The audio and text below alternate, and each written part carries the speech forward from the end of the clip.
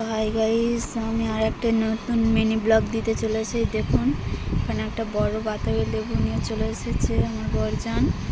দেখুন, এটিকে এবার মাখা করব। টক ফলগুলো আনলেই আমার মাখা খেতে ইচ্ছা করে।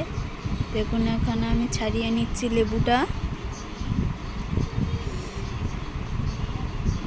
দেখুন, এখানে কত বড় লেবু, কই ঠোকা বার হয়েছে। শুধু এখানে ওর গায়ে ছাল ছিল। এবারে আমি লেবুতে কাঁচা লঙ্কা ও নুন মিশিয়ে নেব। দেখুন, এখানে আমি ভালো করে মিশিয়ে নিচ্ছি।